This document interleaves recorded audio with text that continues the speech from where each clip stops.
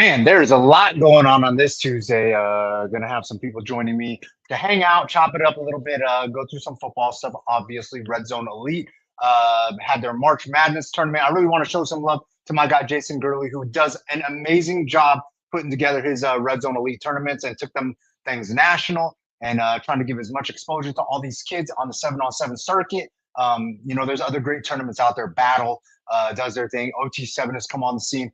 Really trying to be super innovative, a little clout chasey, but I still got love for what they're doing, the product that they're putting out there. But I was out there this past weekend, and I got to see a lot of kids balling now.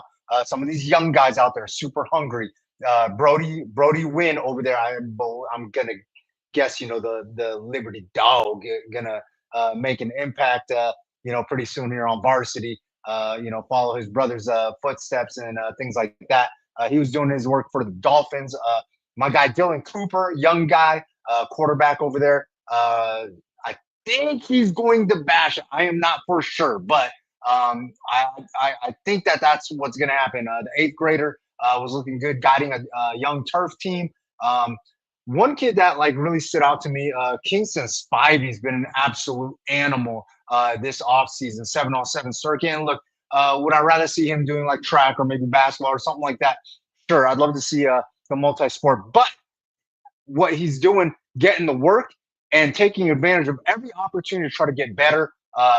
Feet are just incredible. I love what Kingston's doing out there, doing a great job staying active and taking advantage of opportunities to be seen, camps, sevens, and all that good stuff. Don't forget Elite 11s right around the corner. I know Los Angeles is coming up first this weekend.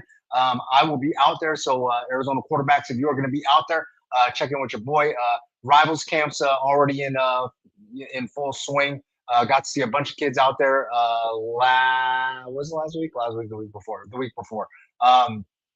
But yeah, look, there's been a lot of discussion. I've seen a lot of chatter online, and people are asking me, and I honestly don't feel like I'm qualified to flex my full opinion on this.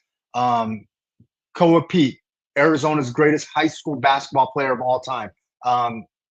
I didn't see a lot of him this year. I saw about a quarter, and I saw a little bit of him last year and the year before. Super impressed with his career. And I did reach out to somebody that might be a little better versed. My guy Greg Rosenberg, and what he told me was, he's been covering the scene since 2012.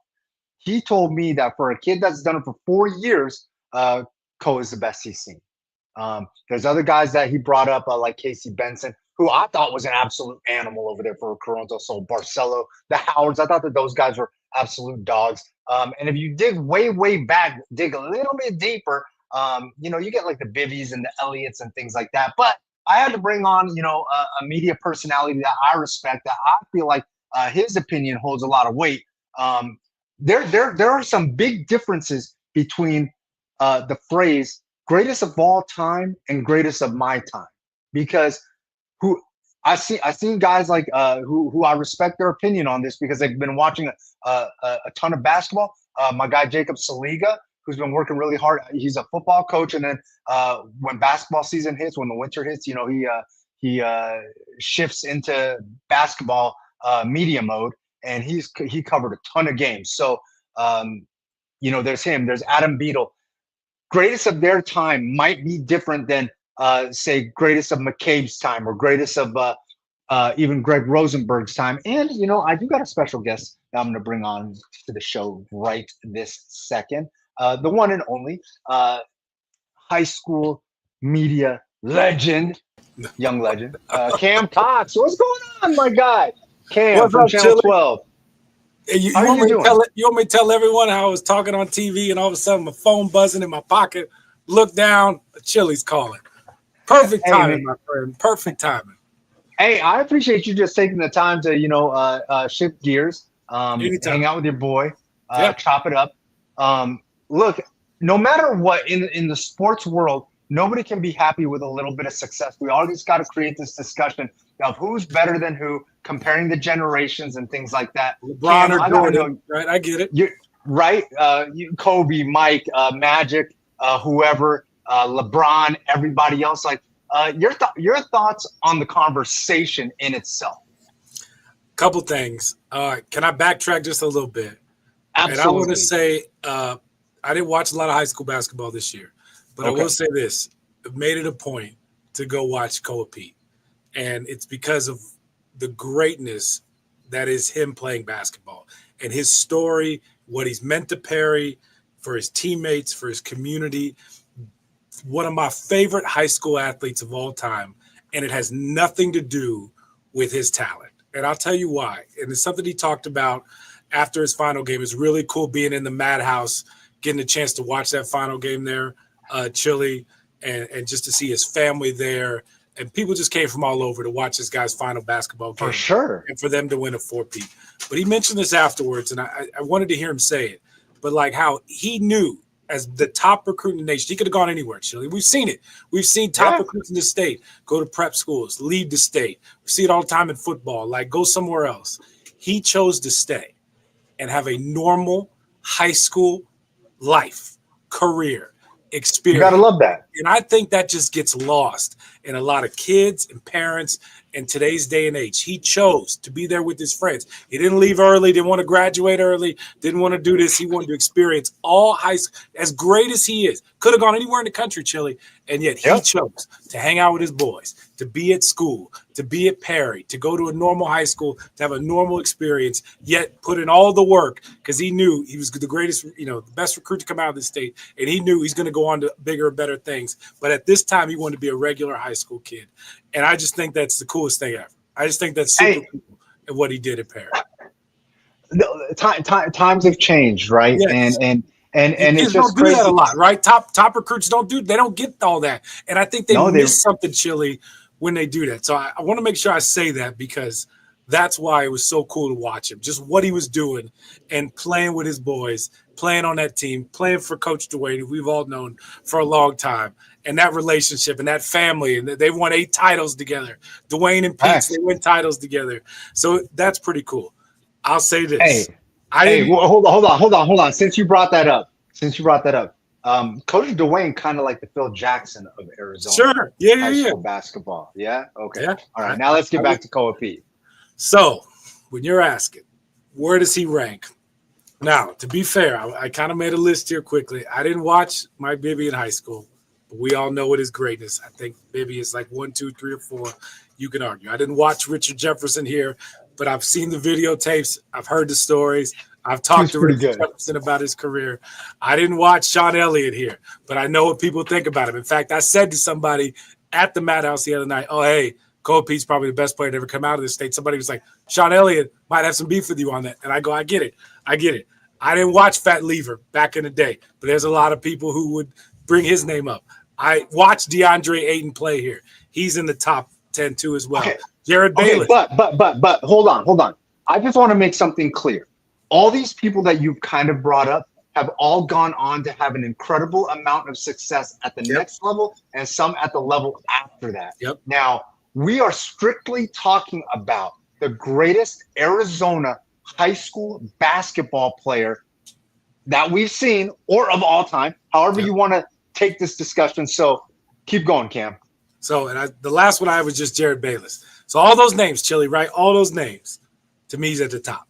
And it's not a question. It's not a debate. It's not a conversation, even though we're going to have it, and I love talking about it. To me, he is the best high school basketball player to ever come out of this state. The accolades, what he's done at Perry, the international scene too as well with Team USA, everything, the whole body of work. He's the number 1 recruit in the class. Everybody wants him. To me, he is the best basketball player to come out of this state. And I'll even throw the story with it too as well, him choosing to stay at Perry. Chili, he didn't have to play in those last 2 games. And in fact, in the championship game towards the end, he took a hard fall on that wrist, on that broken hand, and I jumped. And I was like, what is this guy doing? But that's just how important it was to finish the season with his boys and bring home a state title. It was really cool to watch at the end when he was on the bench and a big old smile that he had watching the subs go in and watching them win a title. Before he ran, he leaped over half his team. He came down again. I was like, oh my gosh, your hand. He was just fine. So to me, and I'll just say it again, he's the greatest high school basketball player to ever come out of here. 4 state titles is impressive. What's going to happen next is even going to be more impressive. But the body of work, the numbers he put up, everything that entails Koa Pete, to me, he's won. That's where you can start the list. Did he have to come back, play, and finish and step on that championship court for you to make that assessment? Or if he didn't come back at all, if he didn't play in the madhouse to finish his career, if his last game was just a regular playoff game, would you still feel the same way? Did that just seal the deal for you? Were you just like, my man is a man? Those last couple of weeks, Chili, really sealed what I already thought. Like, and to use a wrestling term here from my man Cody Rhodes, it finished the story in my eyes. All right, it finished the story. It was already going that way. I was already ready to say it. I, in fact, had said it to a few people a lot over the past couple of months in talking about Koa Pete and when asked about it. But these past couple of weeks, it just put it over the top for me because the whole body of work, and you know how I always love a good story that go along with things. Not to discredit any of those guys I named, because, I mean, Phoenix has had some and I don't know if, like, kids know that. Like, the names that have come out of here, what they've went on to do is pretty impressive. You know, like Jared Bayless, he's still around the St. Mary's program from here and there, which is kind of cool to see. So it's like Channing Frye. Yeah, Channing Frye. So I even left Channing Frye. It's like the names that have come through this state. Really neat when you dive into the history. But to me, the overall body of work. And listen, I think great things are in store for him. I think it's going to be a different career than it was for Marvin Bagley. I'll just say that. I think some big things are in store for Koa Pete and his family. I think it's going to be really cool. But to me, if you look at it, high school body of work, he's won. Period. Some of this is kind of before both of our times. Like, we probably need an elder statesman to help us out with this. But that's fine. I'll tell him. I got you. I'll tell him. No. I was told. I was told that I gotta check history because Bibby was selling out the arena in his championship games when he played. Not but Chili, not it's the different. madhouse, but the arena. Yeah, Chili, where the Suns play. Is that true? But yeah, you know it's that? true. It's true. We can pull the videotapes, but it's also like with Mountain View won state titles was back in the early 2000s and 90s. Like, there was 25,000 fans there to watch the state championship game. Nearly 30,000 fans packing the stadium to watch state championship football. It's something you and I have talked about a lot. Like, where are some of the crowds and all that stuff? It's just a different day and age, Chili. Like, these communities are all over the place. You know, students come from all over. So it's not just that same. While there's a lot of community pride, and we know it because we're in it, we see it, we go to it, we see these events. The community's just not as big as they once were, and that's why we've seen attendance. Like, I thought the Madhouse would be full. Like, my expectation would be the Madhouse would be full for that last game. There was still a good sized crowd there, but it's same thing with high school football state championships. Best teams play. It's a marquee matchup. You and I are super excited. People around the valley are super excited, but the crowd is just not what we all envision. Hopefully we get back to that point one day. But yeah, Bibby was selling out a lot of arenas back in the day. And the same thing when he came back to coach it at Shadow Mountain, and Jalen House was there too as well. I mean, you know, we saw a lot of full arenas this year, which I thought were high school gyms to watch high school basketball. But yeah, there were some big time crowds back in the day for some of those guys, and I know Bibby, Richard Jefferson, Fat Lever, they'll all tell you they played in front of some big time crowds. Hey, and Fat Lever, well known for those of us that follow, went to Tucson, Pueblo, right? But he went to ASU. ASU, and then Bibby obviously went to U of A. And did his thing over there brought them a natty. You know, in your personal media opinion, what would it do if Koa chose? I personally think he's staying in state. What would it do if he chose to stay in Tempe and play at DFA? He's typing. Hold on. Let me see does my computer play sound effects? Hold on 1 second. Let me see what I can dig up for you here. I don't know if this works. Hold on. Let's see if this. Oh, it's got to. Oh, I got to get through the ad first, Chili. What would it do? I'll say this. What would it do? Like for what would the TV stations do? Like the local media? Can you hear that?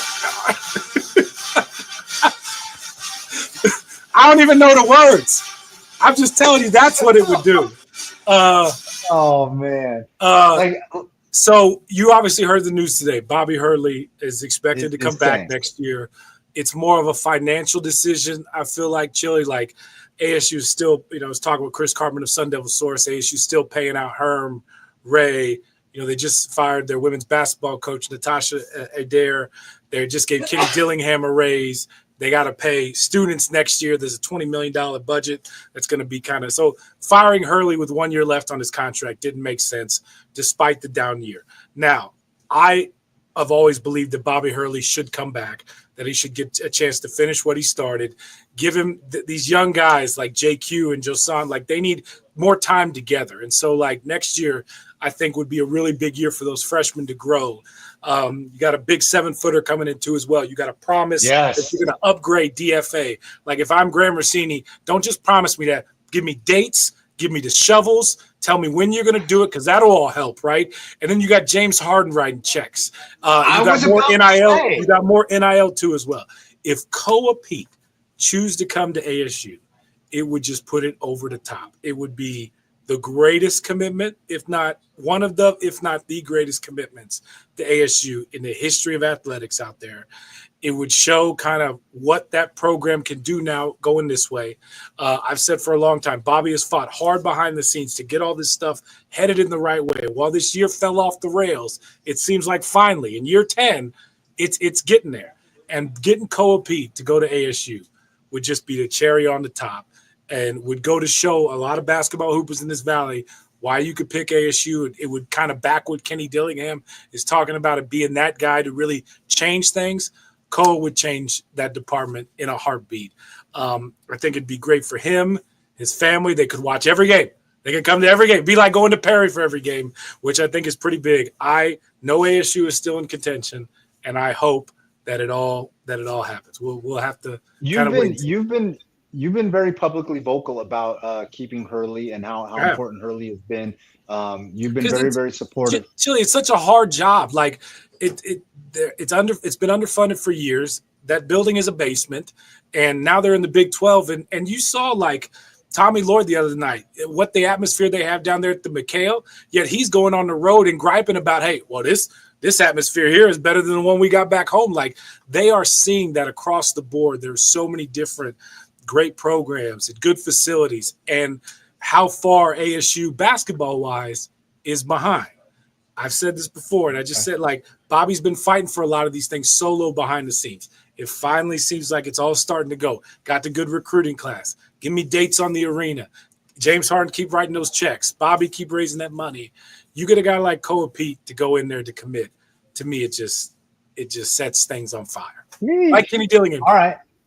Hey, look, man. I hope it happens. I think it'd be great. Hey. You want to put butts in seats? You want to get that energy back in the building? I see Sun Devil fans. I see what they're tweeting, not excited about the direction of the program. They just lost today.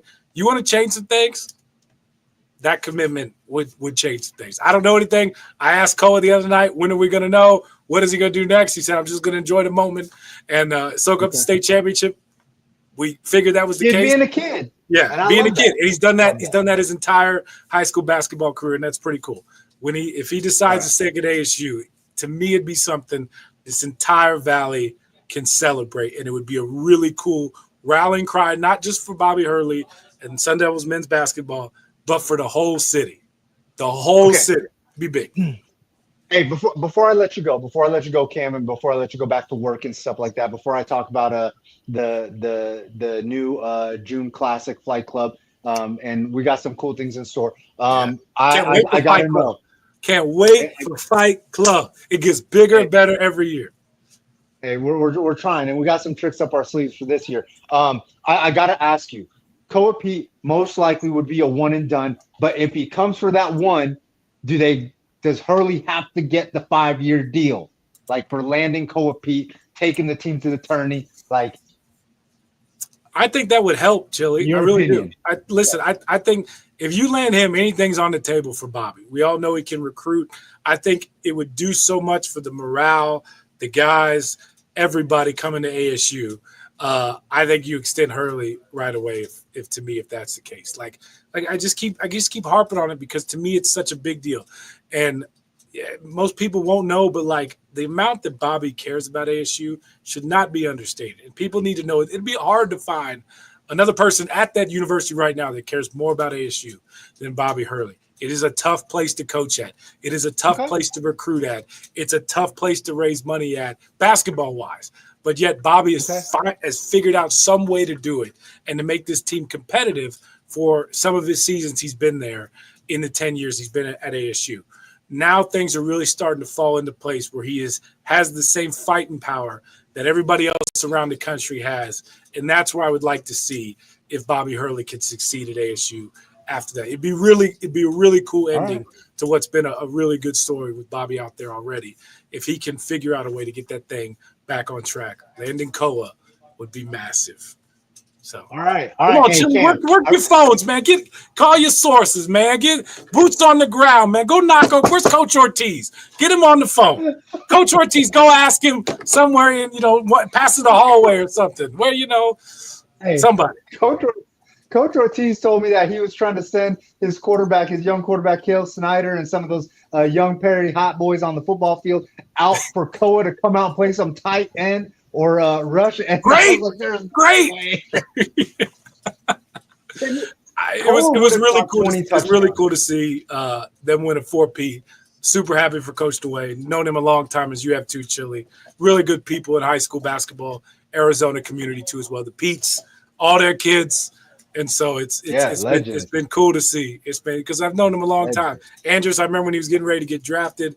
Keona, who plays for ASU, in that moment last year where he just happened to get in the ball game at center. Was it last year or the year before that? I think it was where he got in the game at center with his family on the side. Like, how cool is that?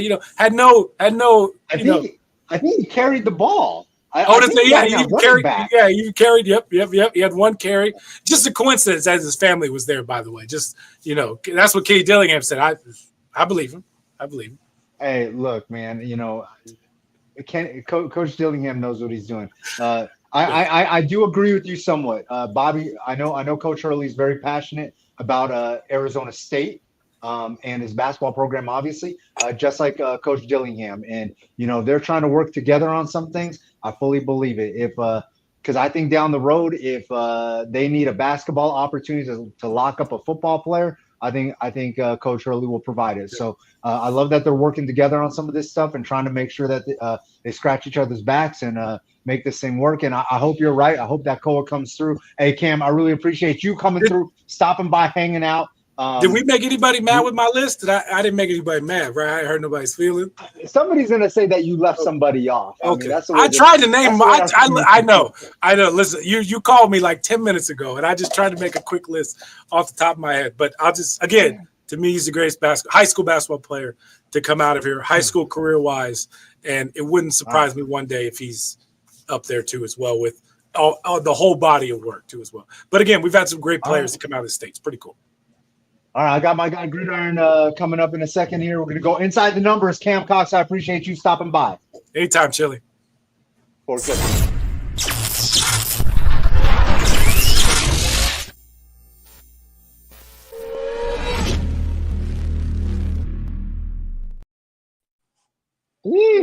Big time there. Cam Cox went ham. Friday Night Fever there.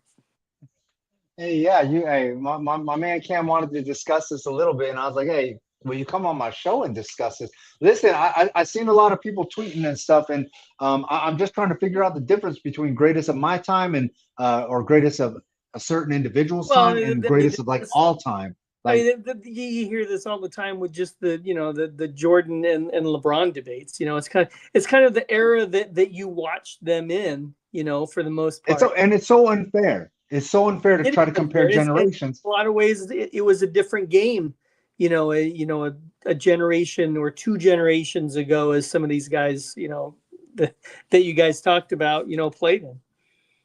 Yeah, no, for sure. And I mean, and I mean, before like the 3-point line wasn't Mhm. used as much, and but look, they're all great. They were all great I to me. agree with Cam that I think that the best thing of all was that he stayed in the public school and did that, just because of what you see now with the whole prep school programs and how they've gone national and everything.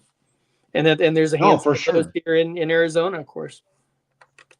And just so we don't get vilified later, I none of us are saying that going to a prep school is a bad option or you shouldn't do it.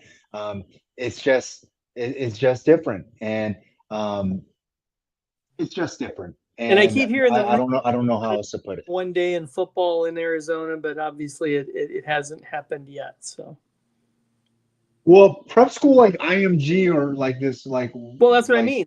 In the basketball, you've got, a good 20 or so programs yeah, nationwide that are those national programs that you see for play on sure. ESPN and those, holiday tournament stuff. And they in most cases, they're not part of their state's AIA, if you will, and they don't compete for state championships.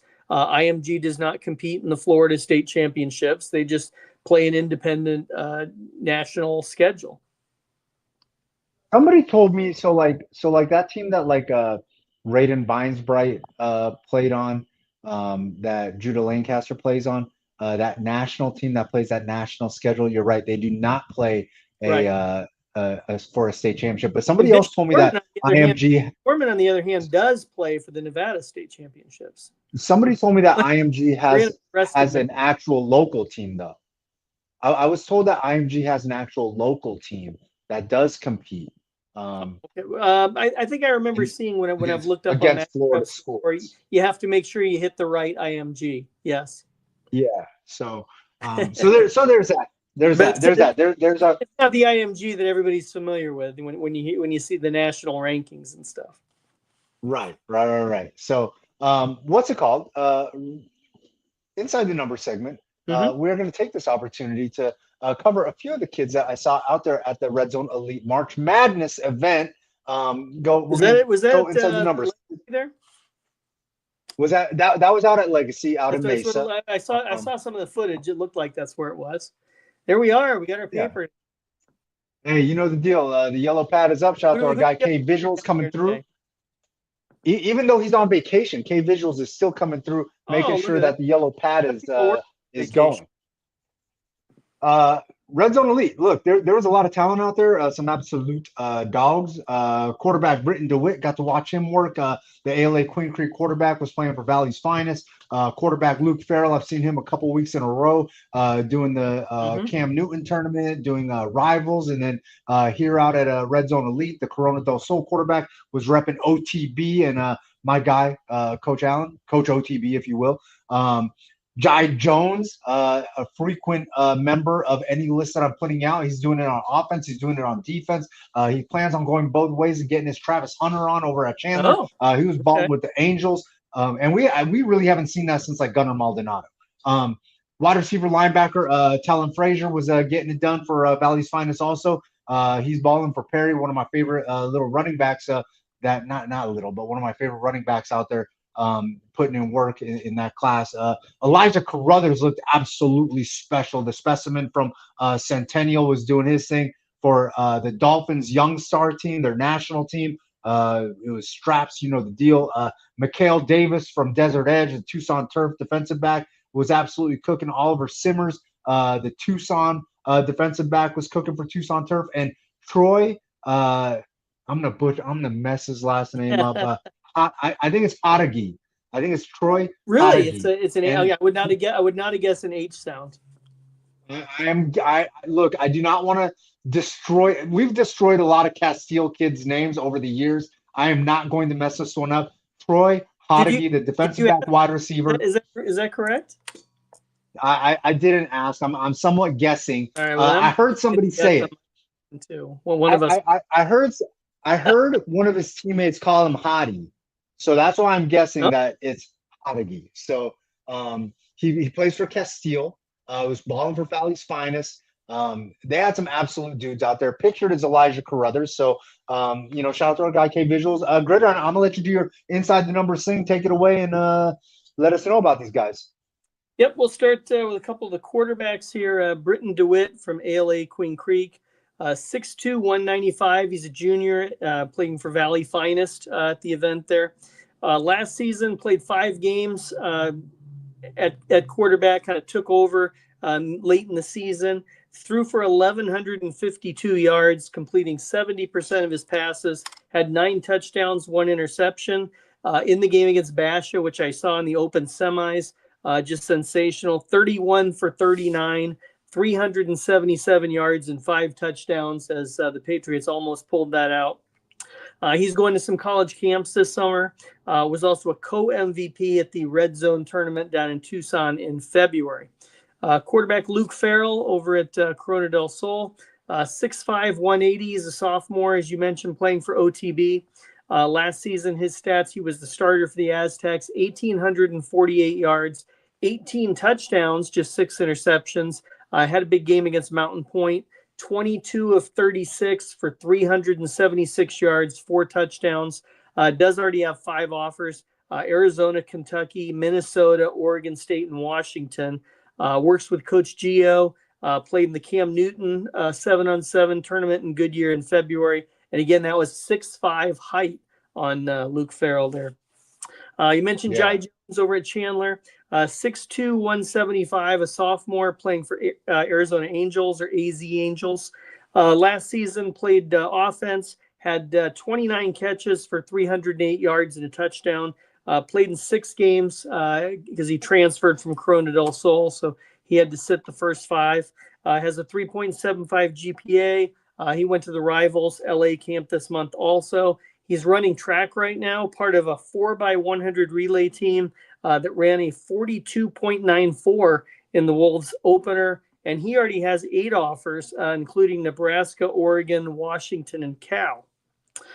Talon Frazier from Perry, running back, linebacker, obviously catching passes in sevens. 5'10", 180. He's a sophomore, playing for Valley Finest. Last season for the Pumas, 244 rush yards, 13 catches for 101 yards and 4 touchdowns. And then also, you talk about a two-way guy. He did play 2 ways last year and had 46 tackles, an interception, and a fumble recovery in that same Premier region. And against Chandler, which was a 24-17 win, he had 9 tackles and an interception.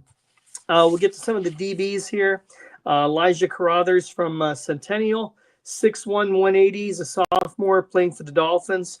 His stats last year, he missed the first 5 after transferring from Saguaro, but he still had 40 tackles, 2 interceptions, 4 pass breakups, and a forced fumble. He plays both sides of the ball in sevens. The Dolphins went 7-0 to win that red zone tournament. Last month, the team went to the Pylon tournament in Nevada, and they made the quarterfinals, which was a big deal because there were 72 teams up there in that one. Mikhail Davis, defensive back from Desert Edge, 6 foot, 165, sophomore, playing for Tucson Turf National Team, cornerback. His stats last season started for the Scorpions, 54 tackles, 2 interceptions, 4 pass breakups, and a forced fumble. Has a 72-inch wingspan, and he's a sophomore, holds 21 offers so far, including Miami, Tennessee, Oregon, and USC. So certainly some big name schools on that list. Tucson Turf played in the championship at the Red Zone event, and Turf won the Red Zone event in February down in Tucson. A couple more defensive backs. Oliver Simmers from Tucson High, 6 foot, 185, is junior. Playing for the Tucson Turf regional team. So this was a different team than the national team for this event. His stats last season, 28 tackles, 3 interceptions, 8 pass breakups, a fumble recovery, and a forced fumble. He competes in track for Tucson, doing the 100, 200, the 4x100, and the high jump. So quite busy in all kinds of aspects there. 2-year starter, plays both cornerback and safety, has a 4.0 GPA, and was second team all 5A Sonoran region. And then finally from Castile, defensive back Troy Jareggi, I'm going to pronounce the J that way till we hear otherwise. 5'8", 160. He's a sophomore playing for Valley's Finest Young. 2024 stats had 67 tackles, a sack, an interception, and 7 pass breakups for the Colts. Has a 4.0 GPA, just a scrappy, high energy player, has quickness to close the gaps. And he had an interception in the big playoff game against Highland, which was a 29-27 win. So you're saying that you don't trust my pronunciation of his last name? I wondered if you asked anybody. If you had, I would have gone with it. But if you're going to guess, I'll just guess too. So, okay. And I realize okay. Well, one of us is that the J sound. You usually get the Hispanic sounding name, but his name's Troy. So I'm going to go with a J on that one. So we'll see. Wait, hold on. So if his name was Miguel, you were going to go with Haregi. Miguel, I probably would have gone Haregi. Yeah, I would have. My man Gridiron's amazing. All right. Look, hey, if it was Pierre, he would have gone with the French pronunciation. That's how Gridiron works. And then the end of it does look French, yeah. Jarregui. Hey, oui. All right, hey, Gridiron. Look, you brought up some of the track stuff for some of these kids. No secret, track season is we're in it now. North Canyon meet last Saturday, the Rattler Booster Invitational. I know Desert Edge had a kid go really, really low in that event too for the 100 meters. So that they're going to be one to watch again come state. Yeah, we got our spring athletes. So look, for all the winter athletes that complained and said, "Oh, Chili, you and Gridiron don't show us no love. You hate us. You're sleeping. You're not paying attention." Too. Some boys volleyball guys. Tag us in your highlights. We'll probably tag us in your highlights in April.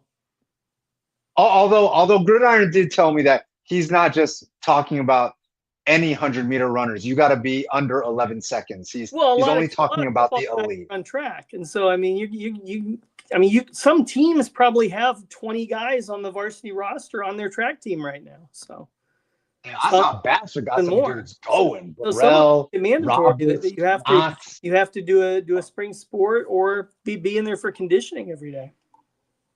Hey, speaking of Desert Edge, though, there was a kid I saw from Desert Edge who I'm super familiar with already, Jalen Easterling Flores. That kid is an absolute monster. I think he's going to be such a problem on defense next year. Give me Desert Edge to go undefeated in the 5A next year. Yeah, I tend to agree also. I don't know. I don't even know what the schedule looks like. We probably have the secret schedule. No teams have released their schedule yet. But you have your Gridiron ways. You have your Gridiron ways of having the schedule early. 6A, but I haven't seen any 5A yet. So, hey guys, listen. Everybody keeps hitting me up, asking me if I have the schedule for 5A. Listen, hit Gridiron up. No, Gridiron's DMs. Don't. He's got the schedule already. I heard Gridiron has a schedule already, and he's trying to get the jump on me for predictions. I heard last week that they thought it might be coming out this week. Now this week's only 2 days old, so we still got 3 more days. We'll see if we see some. And once they come out, the teams are gonna, they're gonna put their graphic together and they're gonna get them cooking out there, and we'll have a good solid 2-3 weeks of schedules coming down the pike, and and then we'll probably break some down. Hey, and if you want me and Gridiron to break down your schedule, you got to tag us both. If you want us to break down your schedule, you got to tag us both. And I am not allowing Gridiron. Just a freshman too. I am not allowing Gridiron to create schedules this year. So you have to have your own schedule graphic. We are not doing any Gridiron created graphics for. I think I did one on. I did a couple on paper last year, didn't I?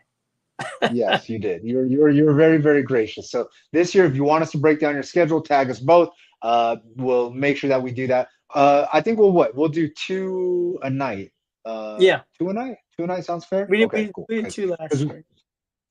Yeah, because we usually break down 2 games. And I think that sounds about right. Yeah, we'll do 2 a night. That'll be cool.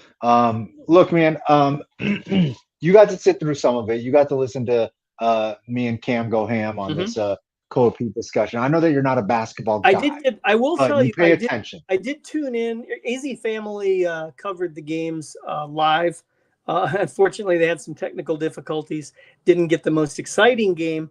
over the broadcast, which was that 6A girls game featuring the incredible half-court shot by Gilbert to tie it and send it to overtime. But they did have the other 3 games on their live. That they were lucky that the Suns didn't have a game that night, because usually that's what keeps them from showing the events live. But I did tune in to watch Coa Pete there in that championship game that they played against Sunny Slope, and playing despite the broken hand, not just hand injury, broken hand. And yeah, certainly one of the guys that you got to put up there on that pedestal. And I've been like the casual basketball watcher that remembers a lot of these guys. Going back to when Bibby played at Shadow Mountain. I honestly, if you gave me the option of watch the Buns play or the Suns, if you watch the Suns play or watch Perry play, I'm probably watching Perry. I would probably take Coa Pete over anybody except for Devin Booker or Kevin Durant on the Suns right now. You don't see a lot of no disrespect vision over there on Coach Dwayne's roster. Like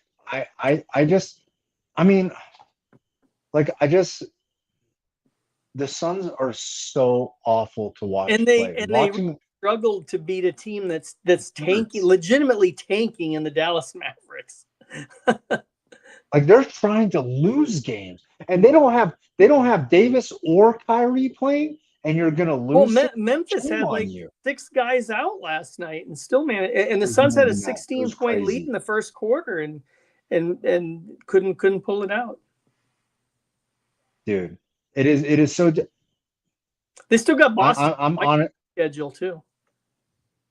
I'm honestly worried about Booker. I don't. We're gonna get this Sunday. You get Booker versus Doncic because LeBron will still be out Sunday. But yeah, I just don't think. I just don't think that that the way the Suns are going. No, I mean we've been saying that for weeks. I mean they haven't gotten it going.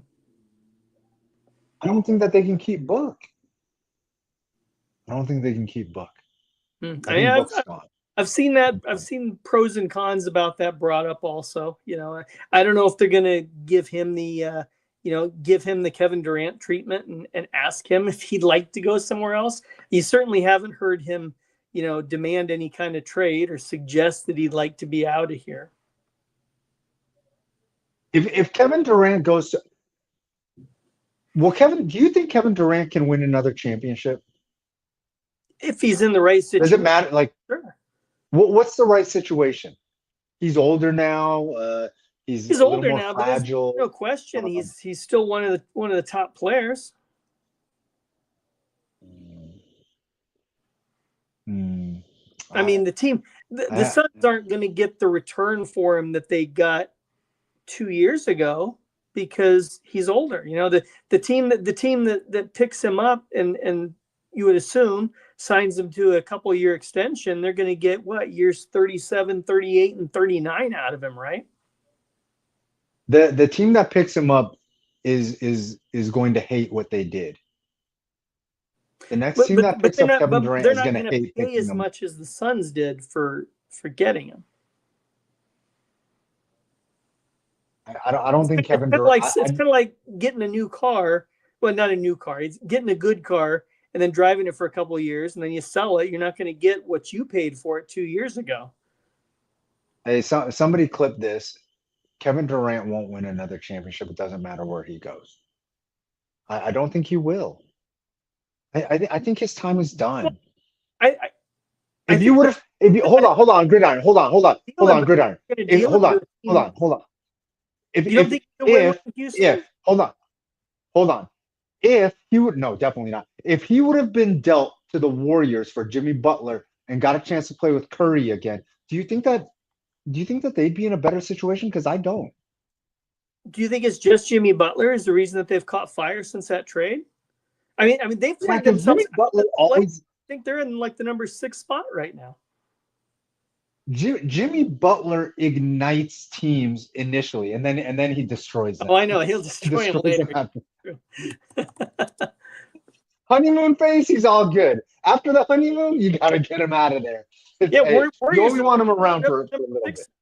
bit. If the season ended right now, they would not be in the play-in, and they were the team that the Suns were trying to catch back at the trade deadline when they were in the 11-10 spot. Suns currently 2.5 behind the fading Dallas Mavericks. I don't know, man. I don't know. I don't 2.5 know. ahead I of just Portland behind. I think Kevin is a great player. I think he's a great player. I don't want to be mistaken on. I just don't think he's got any championship years left in him. But he doesn't have to be the guy on a championship team. If you get him to a place where there's already one he or can't, two, but he can't just be a guy.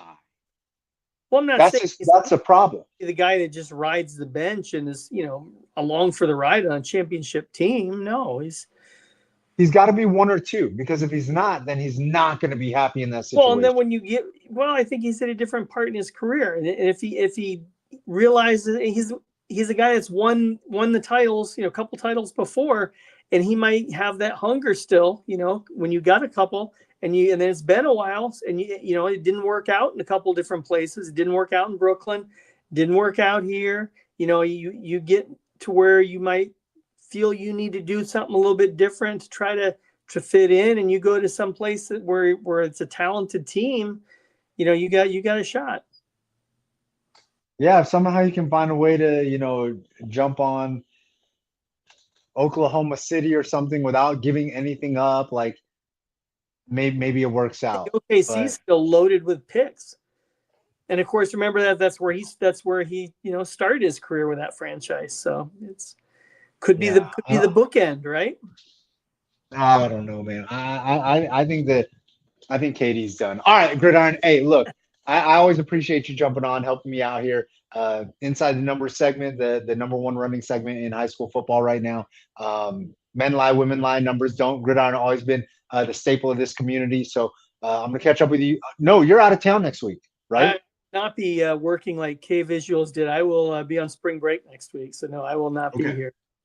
Okay, you do your spring break thing. After that, we're going to talk about some of the Elite 11 kids, because we'll get a chance to talk about LA. Is this weekend Elite 11 or the weekend after this? This weekend is Elite 11 Los Angeles. Next weekend is Elite 11 Austin. So okay, we'll have a lot to talk about. We'll have a lot of kids that went. We can have some Arizona guys going both places. Do you know? Absolutely. Okay. I know Marcel Jones. I remember reading about some kids that were invited to the Elite 11. I just didn't know which ones people were going to. So we'll have some. We talking? Is that only QBs or is that receivers too? No, there's going to be some receivers getting some work. I know Rico Blasingame will be out in Austin with the All 22 camp. I know that Devin Fitzgerald will probably be in LA, I'm guessing, for the All 22 camp. Dalen Sharper probably make an appearance there. The defensive guys going to this too, or no? Yeah. They have position guys out there. Okay, so it's not just QBs, and it's not just QBs and receivers. So I remember when the League 11 started, I thought it was like just a QB thing. It was like a 3-day national. They still have that, the national 3-day. They do. That's just QB. At the end.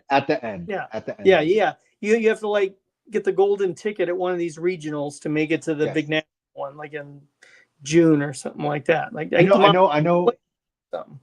I know Cale Snyder has been invited. I know that Brady Goodman has been invited. I believe both those guys have been invited. I think we have a handful of Luke Farrell. A couple I've seen a good 6-8 so far. Yeah. So yeah, we got a bunch of kids that have been invited, and a bunch of kids that are waiting. Rep AZ. Waiting. Yep. Yeah. So, I'm gonna catch up with you in a couple of weeks. You go have a great spring break. Yep. Spring break never stops, and let us know about your travels. I have no idea where you're going, but let us know about your travels so that we can celebrate you. Gridiron, catch up with you in 2 weeks. All right. All right. We'll see you.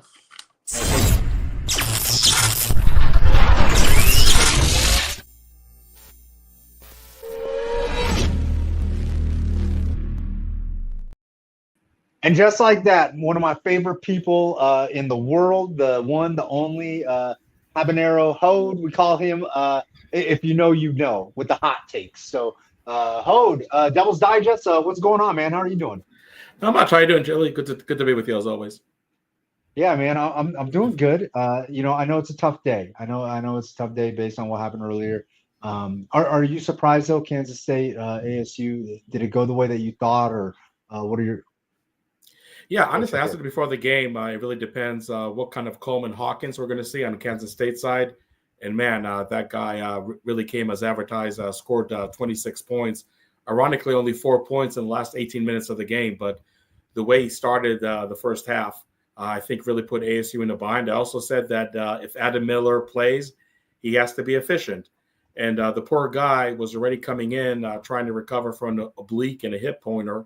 And sure enough, he gets a third injury on his right foot. Only played 22 minutes.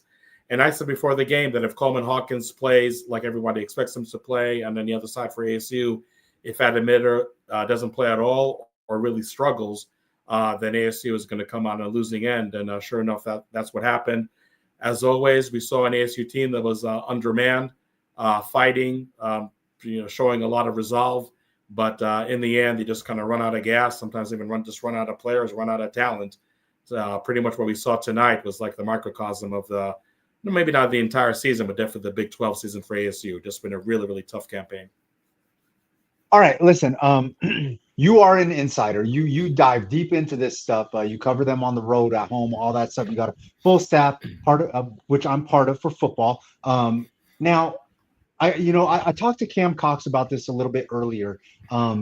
Bobby Hurley, going into his like billionth year here at ASU, 11th. trying to get the job done, absolutely killing it on the recruiting scene, but not getting it done in the win-loss column like we'd like to see. What are the biggest surprises about that for you, and what are some things that you expect to see moving forward? Look, I'm not saying injuries should be an excuse, but it definitely should be an explanation. And when you look at the number of games that just the two talented freshmen, Jaden Quaidens and Jason Sannon, missed combined, I think the number is about 12 games, obviously in different periods of the Big 12 slate, but that definitely did hurt ASU. Now, Bobby Hurley, to his credit, did admit that he did not build the roster deep enough to compensate for possible losses, just like those two players alone. Then you have a player like BJ Freeman, who was dismissed from the team because violating team conduct, and he was the leading scorer when he got dismissed from the team. But he missed some games due to injury. He missed a couple of games due to being ejected for a couple of games.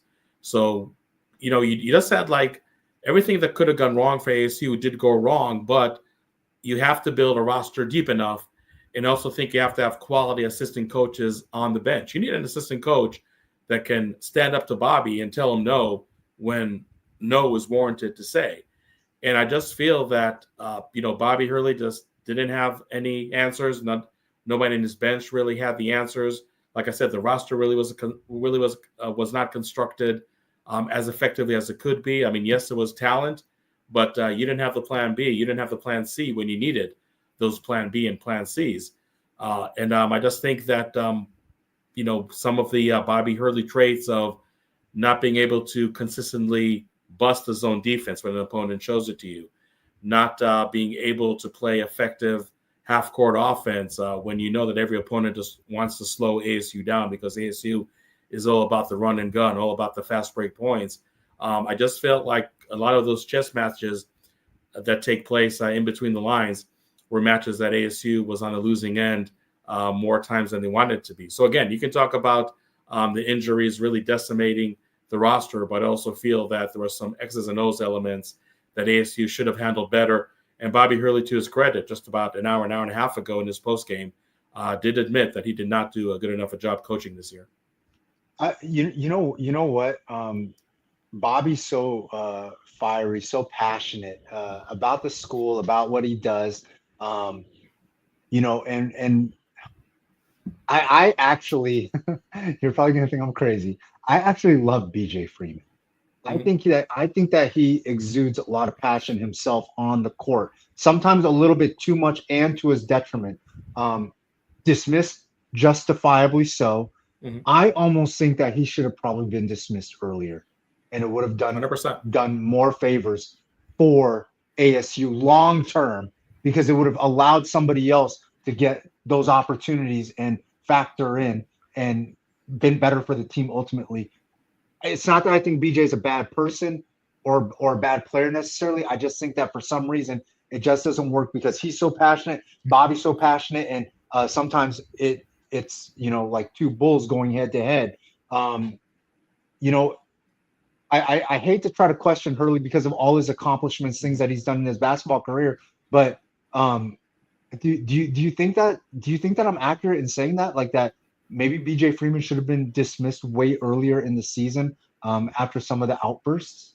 I think there's some merit to that, Chili, but I'll take it even a step further, a step earlier. And I think I told you this off the air, that there was a practice that was open for season ticket holders. Everybody's really excited about the season. You had 2 5-star, 2 freshmen. I mean, fans are really amped for the season. And this definitely was the most talent that Bobby really had on any team at ASU. And he had some pretty darn talented teams in the preceding 9 years.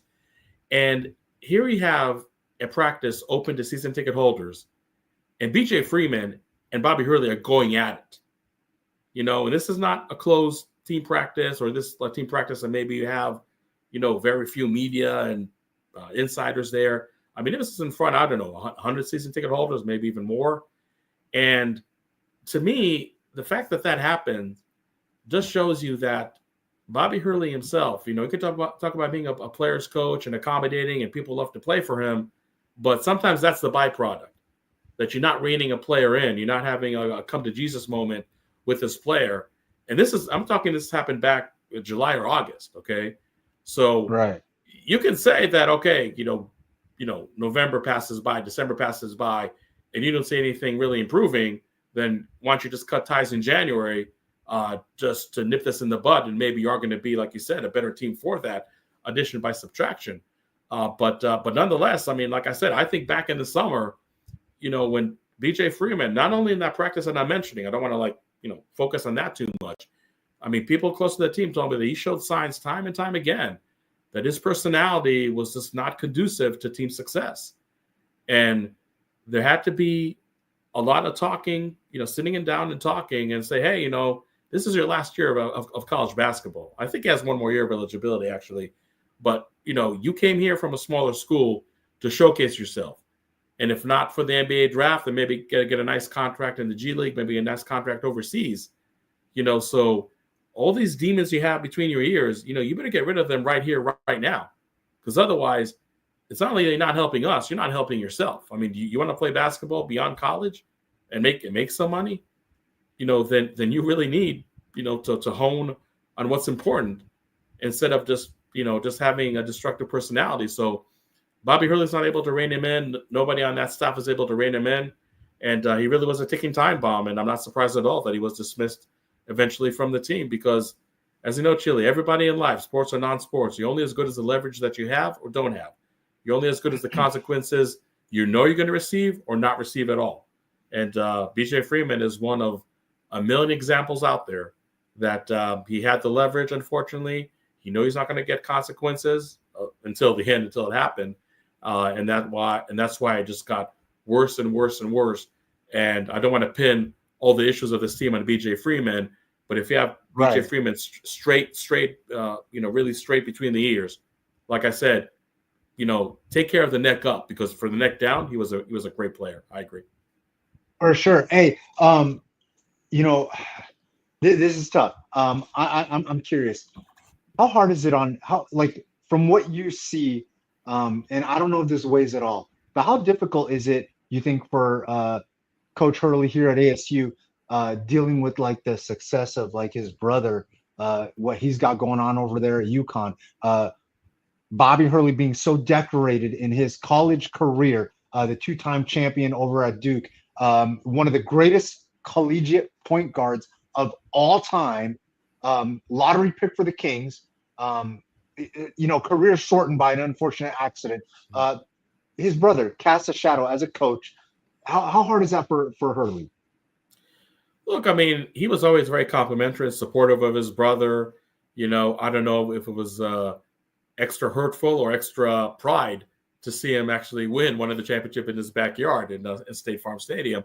But, and inside, I mean, I guess we'll never know. I mean, Bobby Hurley, if there's any tinge of jealousy, he never showed it. He said actually, it fired him up to see his brother being as successful as it is, and that's why the Bobby Hurley. I mean, there's so much enigma. You talk about the coaching genes. People forget Bobby Hurley's dad is in the Hall of Fame. St. Anthony's, one of the best high school coaches ever in this country.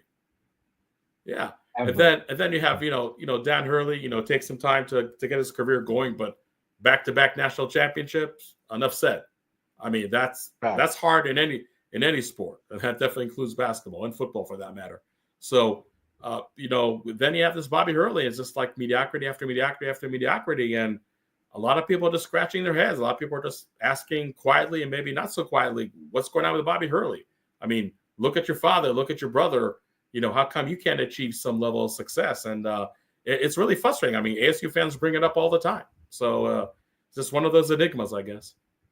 Hey, before we transition to some football talk, because I know that's what everybody wants to talk about is what's going on in the spring, when do practices start, who's going to be available. Before we get into all that, Cam Cox brought up earlier, facilities are an issue. DFA, it's a basement of a gymnasium. There's YMCA facilities that are better suited for the athletes than what we got over here at ASU. How much does that really factor into the problems for ASU's basketball team? Because aren't the hoops still 10 feet high? And do we got to do the Hoosiers thing where we break out the tape measure and measure it to be 94 feet? Let's put it this way, Chili. Before NIL, I think you would have a good argument, maybe even a very good argument, okay? After NIL, man, all they're looking for is the paycheck. I mean, Co-op Pete is a guy that can write his own ticket. And you and I talked about this, and I think for family reasons, he's staying in state. Whether he goes to ASU, U of A, that's the only, dilemma here. But he's not leaving the state.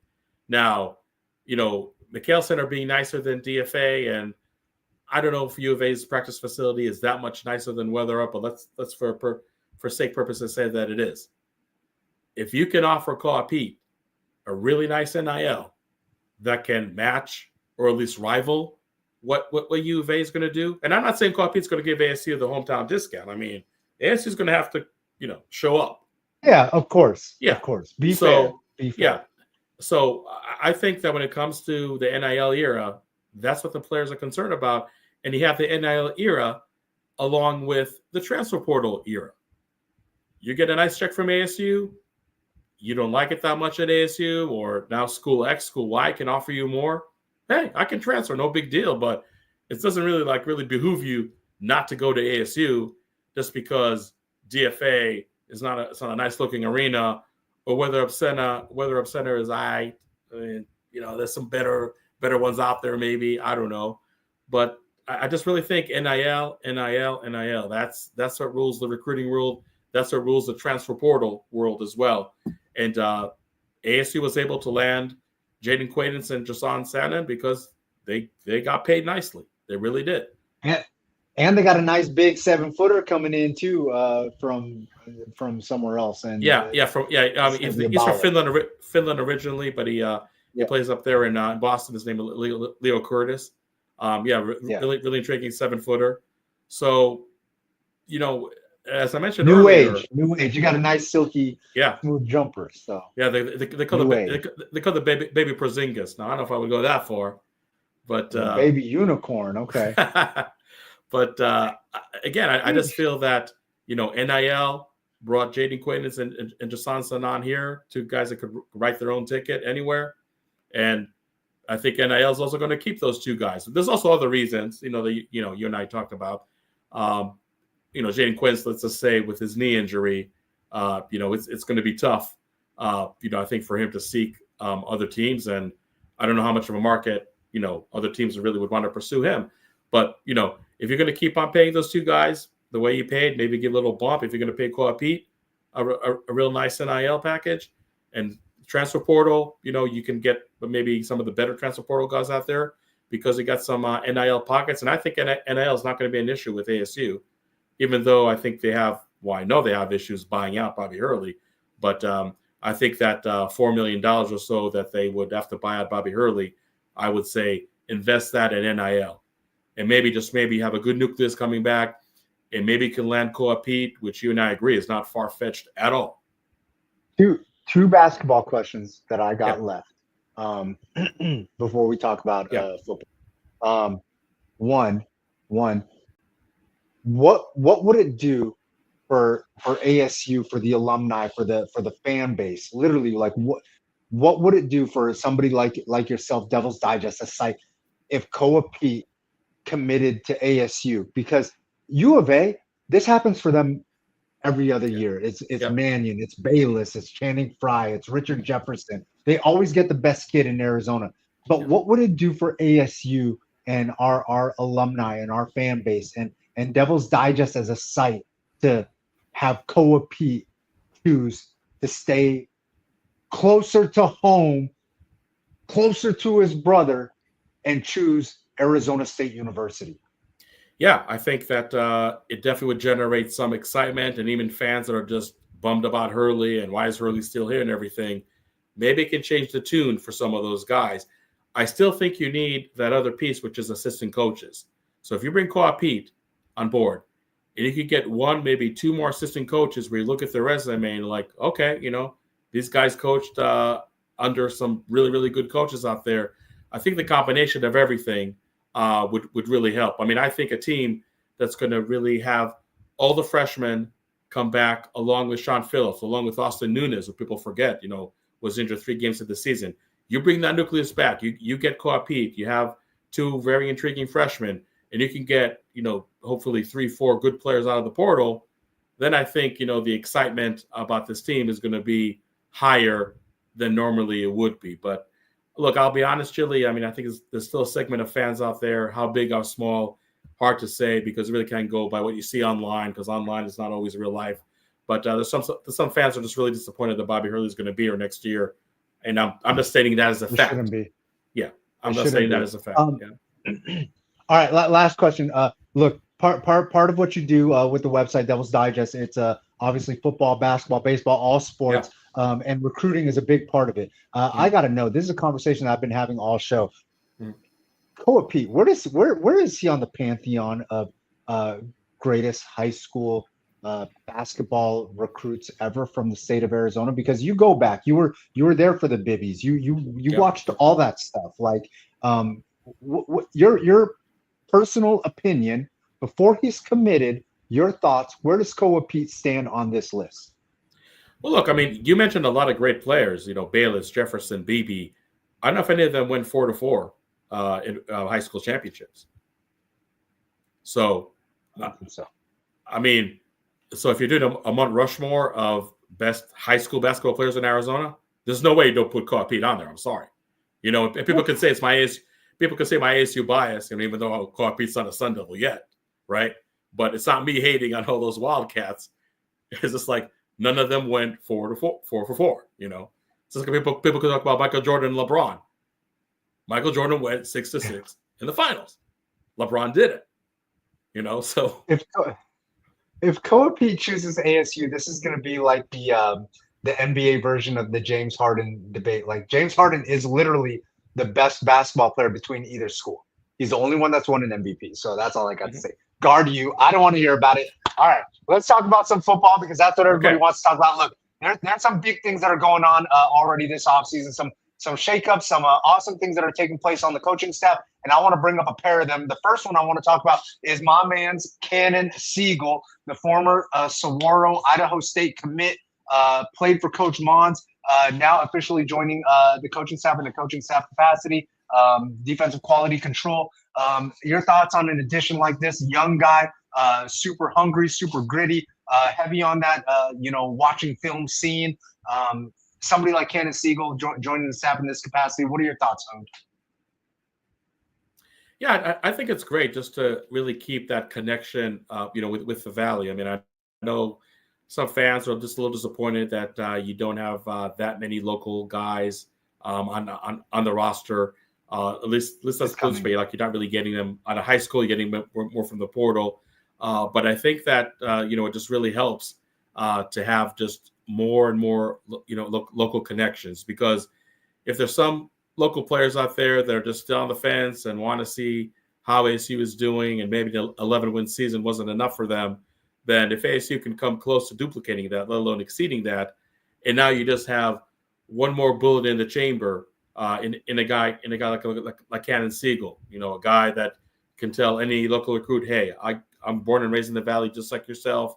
I see ASU and ASU that a lot of fans really don't see out there, and just really to build that connection, and obviously also be much closer to age of those recruits. Not that Jason Mons is a senior citizen or anything like that. Charlie Regal is, but not Jason Mons. Oh, shout out to Regal. Hey, come on! Hey, one of the greatest high school football coaches of all time here in the state of Arizona. Absolutely, but I just think that for ASU, just to really hone on those niches, whether it's a Texas niche, whether it's the Polynesian pipeline niche, and now the local niche. Like I said, this is just one more bullet in the chamber. And it's not like Jason Mons, Charlie Regal, Sean Aguano can't do a good job for the locals. Obviously they can, but now you just have this one more weapon in your arsenal. So I really do like that move. And it's not that Jason Mons is really that far removed from Saguaro, but if you want to get that next best player from Saguaro beside Jason Mons, and I got Cannon Siegel on your side, that can only help the Sun Devils. So I really like that hire. And then another one, I'd be killing myself if I didn't bring this one up. New assistant running backs coach, Trenton Bourget, obviously the Marana product, came in, beat Washington, came in off the bench and beat Washington, had an amazing run as a starter here at ASU. Can't say enough about him. Coached with Tucson Turf before he got this gig. Your thoughts, Trenton Bourget, adding him to the staff? Yeah, first of all, thank you for talking about him, Chili, because if we didn't talk about him, like the minute this podcast is over, Toby Bourget is like on a group text with both of us over here giving us a hard time, right? We talk about Cannon Siegel, we don't talk about Trenton. But obviously, you gotta have a guy like Trenton on the staff. Is this really amazing? Outgoing senior. Barely 2 months removed from the team. So you just can't overstate how much relatability he has to the players. And this is not only just current players, but even new players or prospects out there, because everybody wants that credibility. Everybody wants that receipts. And we have a guy like Trenton that's been there, done that guy. Not only just with talking to local guys, but just really talking to guys even from out of state. I think this is a great move. But by Arizona State, I know it's been in the works for quite a while that he was going to join the staff, and I'm just really happy that it worst kept secret. Yeah, it really was worst kept secret. But sometimes you think, well, maybe it's going to happen in 26, 27. Maybe Trenton wants to do some other stuff, explore, and then come home. But I'm just really happy that there was a meeting of the minds, pretty fast, and to learn from a guy like Sean Aguano, where you just look at his track record as a running backs coach in Arizona State, and it's just one stud after another. Benjamin, Rashad White, Xavier Valade, and obviously the best of them all, Cam Scadaboo.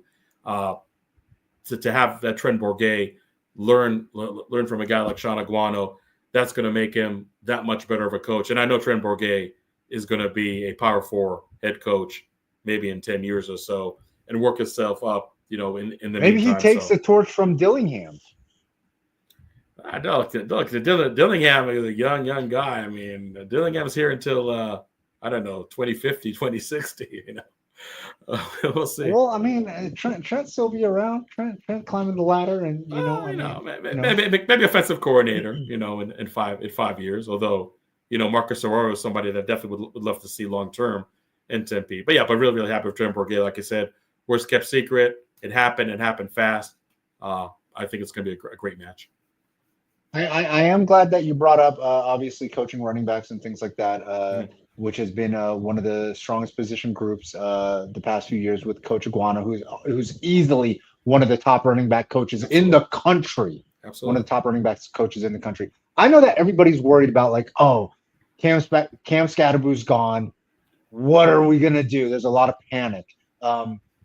Oh, what is ASU going to do? What are your thoughts over here? I'm gonna let you tell it because when I tell it, I'm a homer. Hode, what happens next? I'm not. So this. Hold on, real quick. This is the thing.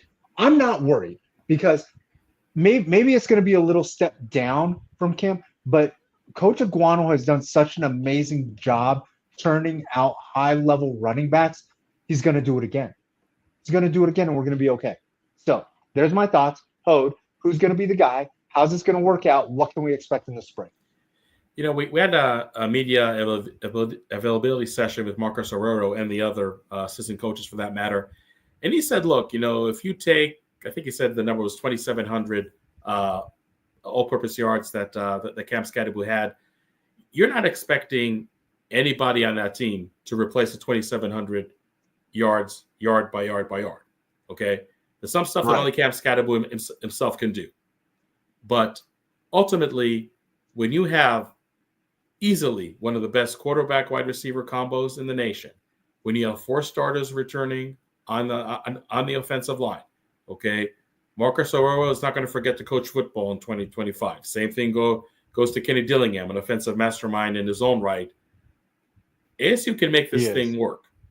Now, I joke with Sean Aguano saying that, okay, you know, ever since he came over here, you wanted running back by committee, but then you have that alpha dog, you know, Benjamin, Rashad White, Xavier Valde, and everybody just gets pushed aside, and I mean pushed aside.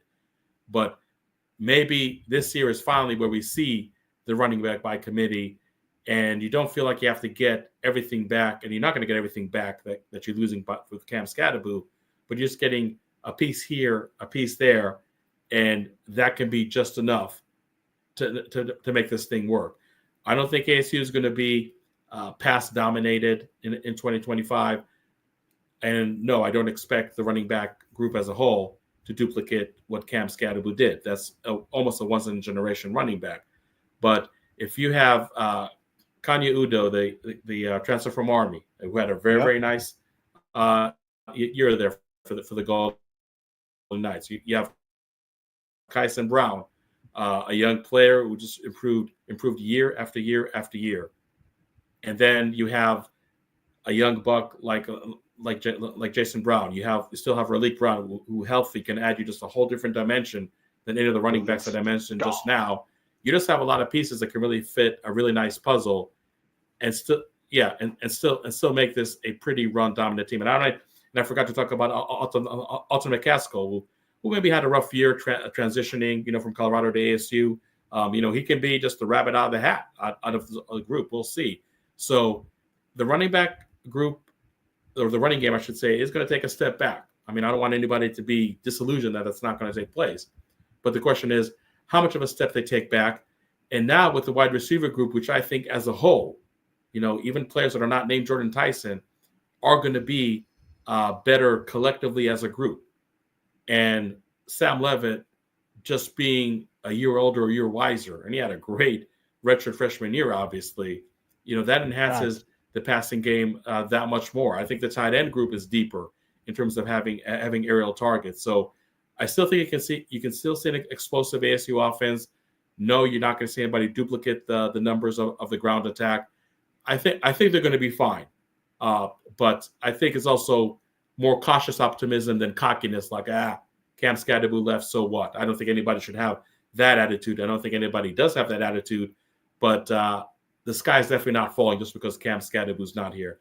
I think for all the reasons that I mentioned, Chili, they're going to make this ASU offense work.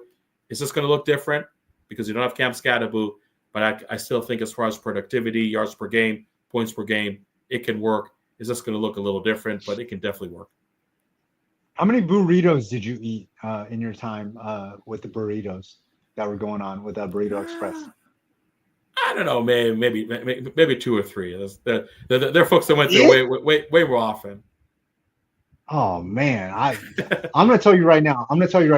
So like my dad was like heavy booster or whatever, but when he found out that Cam was getting a piece of it, I swear I would see burrito wrappers in the garbage at my parents' house, like at least like 7 of them, 10 of them a week. Like my dad would get it for him, my mom, like support, just had to support, right? So but Look, let's flip over. Let's talk about the defense a little bit. I've heard Plas Yeah. Johnson's name, the product out of Chaparral, local kid. His name's come up a lot recently. Who can we expect? Which local kids can we expect to maybe step up, contribute a little bit on defense? You talk about just players right now on the roster? Yeah, just right now. Yeah. Yeah. Look, I mean, I think one guy that maybe doesn't get a lot of run. I think Plas Johnson, who really showed that he played really well on special teams. Obviously, had that recovered, onside kick, and he's in a kind of unique cornerback group where all the backups are all of them are underclassmen, and nobody I think really has separated themselves from the pack. So Plas Johnson is one player that I think that if he can have a really strong spring practice, he can really establish himself in the 2 deep. It's very, very competitive, but the good news for him that when it comes to the 2 deep, there's not really anybody out there aside from the transfer from Purdue that really has that much more experience than him. So I think that's one player that can definitely contribute. I think when you look at the defensive line, Anthony Cooper's back. Was able to get that extra year after he tore his ACL. And I think if you just put him in the right spot where you're just not going to put too much on his plate, because obviously there's a lot of rust to knock off after you don't play for a whole year. But with such a great coach like Daron Reynolds, I think you can see Anthony Cooper really leaving ASU after the 2025 season on a strong note, just being part of a very, very strong front four over there. Zach Swanson, I mean, maybe under the radar, was one of the biggest surprises, I think, from the transfer portal period, as well in defense. I think just a really solid 2 deep there at defensive tackle. So I'm really, really excited to see those guys, from a local perspective, do well for ASU. I think especially Zach Swanson and Anthony Cooper up front, I think are definitely going to be some of the more prominent local players on that side of the ball for the Sun Devils. All right, look, Dillingham comes in. Don't know what to expect. We lose the bowl game opportunity because of the mess that was created by the previous regime. Nobody really going to be named. I mean, I know Pierce was awful. Expectations were low, very low. I don't know, make a trip to the college football playoffs. Expectations are really, really high. Now that we've made it to the college football playoffs, we've seen what this coaching staff can do with some solid players. We're keeping the core intact. What are you expecting? Your way early habanero hot take opinion. What should everybody expect for ASU football next year, barring injuries, barring catastrophe? I feel the fact that they do have 7 home games, and they did a great job protecting the home field last season. Field.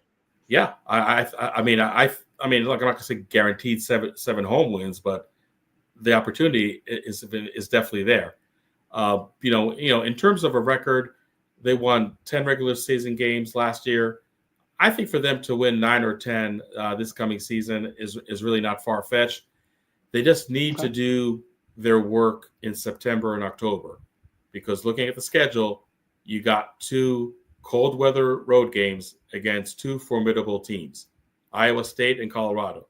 And maybe Colorado is somewhat of a question mark because life after Shadur Sanders, is really going to be, a big question mark over there in Boulder. But Iowa State, but Iowa State, I still think it's going to be, a very, very tough team, and you're playing them in Ames too. So if ASU can really take care of business in September and October, and you look at the schedule, I don't think there's really too many landmines or anything like that for them to worry about. I think they're going to be fine, because I'm not saying that losing Cam Scadaboo is anything to gloss over, but really, aside from losing Cam Scadaboo and Shamari Simmons, I don't know if there's any other player that you lost that is really, really, really hard to replace. I know people maybe jump on me right now and say Lee Fatano, but I think Ben Coleman moving to center, I think you're really not going to miss a whole lot. It'll be okay. And I love Lee Fatano. Lee Fatano is by For far sure. one of the best offensive linemen we've seen this century in Tempe, without a doubt. But I just feel like in terms of just losing a handful of starters or more from last year's team, that's just not the case with ASU. So you just have a really, really good core coming back. To me, again, going back to my neck up, neck down, analogy, neck down, this is a very, very talented team. And then it's not going to forget to play football after what they did in 2024.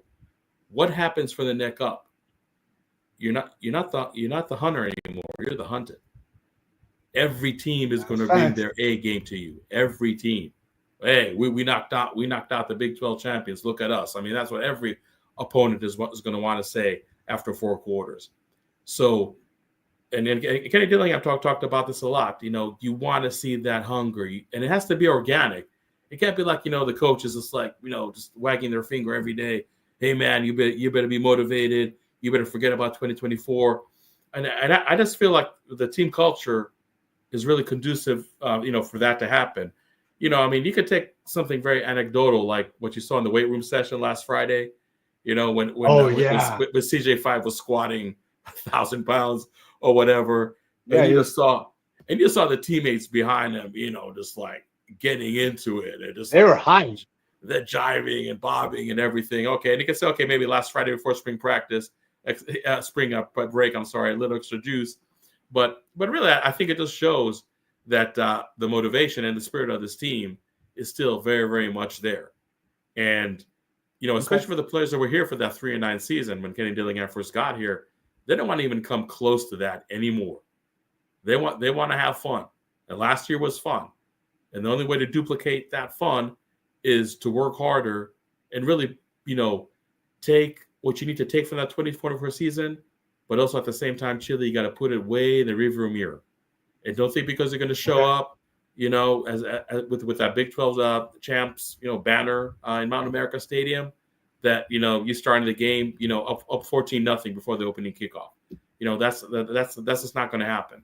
So if they can have that inner drive and that inner motivation, and I really think Kenny Dillingham, that staff, is not going to let them slack. And by the way, this is a staff that's coming back intact, and that helps that much more. Yep. All the coaches been there, done that. Kenny knows what to expect from them. They know what to expect from Kenny. There's not much acclimation period between them and the players. I mean, sure, there are going to be some newcomers that are going to make their impact, but it's not like ASU is relying on those newcomers. There's a lot of returning talent on this team. And I know people can really counter and say, but man, we lost Cam Scadaboo, man. You're screwed. Now you're going to lose 2 more games next season. And I just don't see that happening. I just think that that might be a good way to build a chip. Yeah. And I think if this team just really the offense to build the chip. Yeah, I think if this team just really, really builds up to its potential, and more than anything, just really don't ask the players to do something if they're not capable of doing. Don't feel like you have to take extra gambles and try to be a little more creative, a little more cute just because you're Big 12 champions and are trying to defend the title. If you just are just really methodical and even keel in your approach, I think ASU is going to be fine. And like I said, winning 9 or 10 games during the regular season, I think that's definitely within reach, again, especially with 7 home games. And we saw how well this team plays in Tempe. So I think it's going to be another fun season. And the burden of proof is definitely on the Sun Devils. But I think they have, not only from the neck below, from the neck up, they have what it takes to duplicate that magical 2024 season. All right. So if 8.5 is the win-loss projection, you're saying smash the over. Smash over. Okay, that's what I like to hear. My man, Hode Rabino, Devil's Digest. I always appreciate the employment and the opportunities. Definitely going to be more sideline sightings this coming year, and I'm guessing that the sideline is going to be fuller with local prospects. Our favorite kind. We love all the prospects, but the local ones are our favorite kind. So, Hode, I'm going to catch up with you at spring practices in about 2 weeks, right? And yeah. So practice starts on the 25th, and the spring game is going to be Friday, April 25th. Can't wait. I'm so excited. It's going to be absolutely bonkers. Hode, definitely going to catch up with you, see you at the Pat Tillman run and all that good stuff, right? Because I know you're going to be out there doing your thing. So I'll catch up with you. I'll see you soon, all right? Absolutely, man. Have a good one. Works up, you know the deal.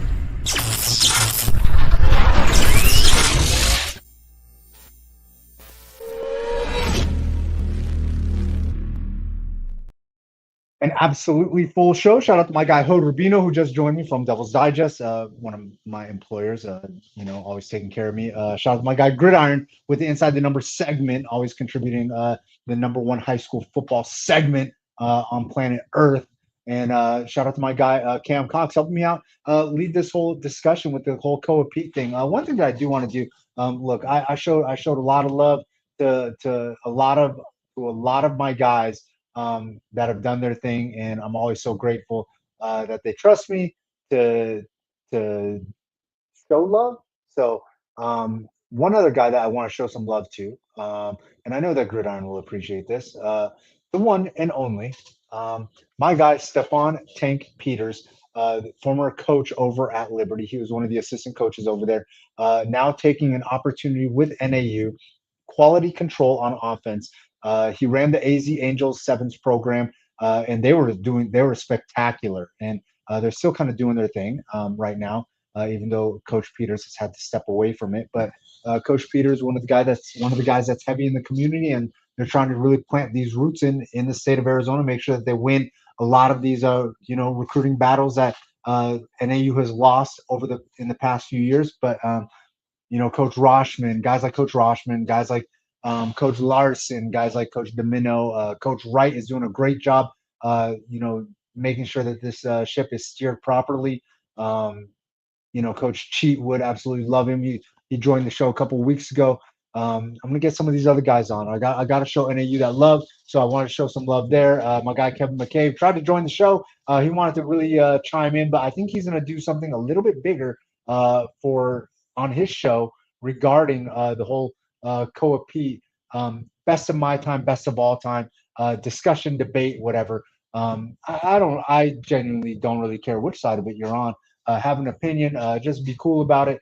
I've loved seeing it all. So other than that, your boy Chili, I am going to make my way out of here. Gotta load up a truck and get it sent off. I want to say that this is probably one of the last 4 shows from this little room here. So I appreciate everybody always hanging out. Hopefully I got something bigger, better, cooler, some different backdrops, things like that coming. But yeah, I'm always grateful for everybody. If there's anything that anybody needs, catch me on the road. I will be out at Elite 11 this week in Los Angeles. I think I am going to be out at Austin also. But other than that, Forks Up Forever. Y'all know the deal.